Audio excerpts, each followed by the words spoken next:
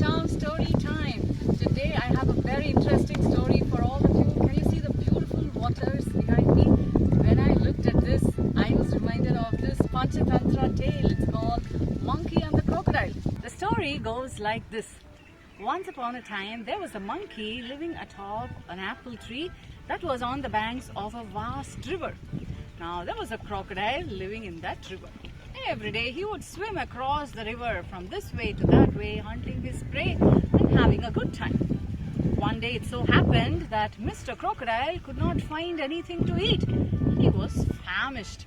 He came all the way to the apple tree, looked at Mr. Monkey and asked him, "Can you please give me some fruits from the tree? I'm so hungry. I haven't had anything since morning." Now, Mr. Monkey was a very gentle fellow. He plucked a lot of apples and gave them to the crocodile. The crocodile munched them and said, "Oh, wow, delicious. These apples taste divine. Have you been eating these every day?" Mr. Monkey said, "Of course, but I can give you any number of apples." So Mr. Crocodile thanked the monkey and swam away. This continued for many days. Whenever Crocodile would come and ask for apples, Mr. Monkey would give him apples. Slowly, they became very good friends. One day, Mr. Crocodile was telling Mr. Monkey that he had a wife who was living on the other side of the river. The monkey, being a gentle fellow as he was, plucked many more apples that day and gave them to Mr. Crocodile. He added, "Go and give these to your wife. She will also enjoy these apples." Mr. Crocodile was so happy. He put a lot of those apples on his back, swam to the other side of the river, met his wife and gave them all. The crocodile's wife munched those apples and said, "Yum, they really taste heavenly. Where did you get them?" Then Mr. Crocodile told her about all his friendship with Mr. Monkey, who was living atop this apple tree and who had been feeding him apples whenever he wanted. Now, the wife was a little greedy.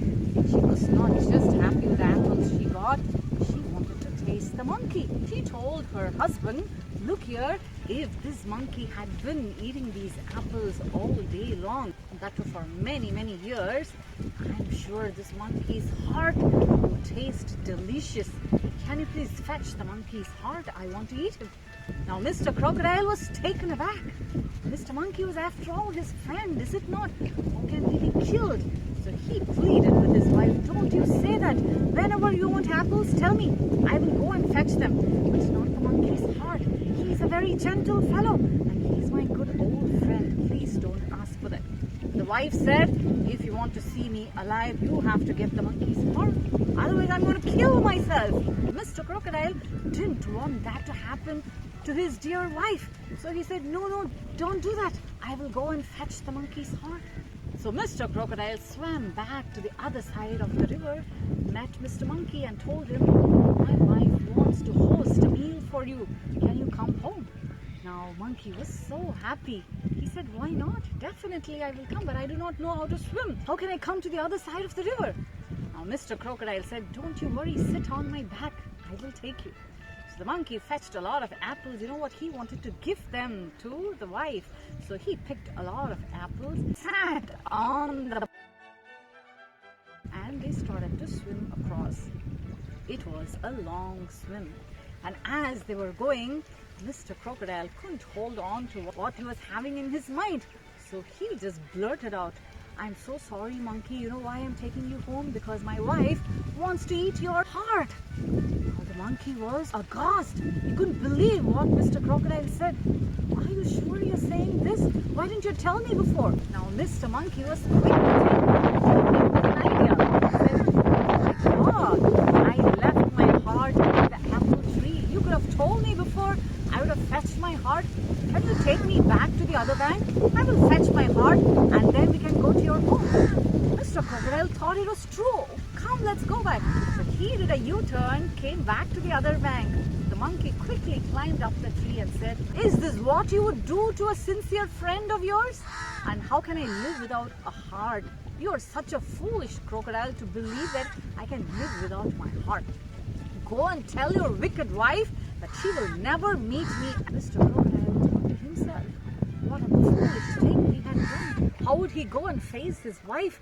Nevertheless, he had to. He went home and told his wife all that happened. And she said, I will never be your wife again. She walked out of his home.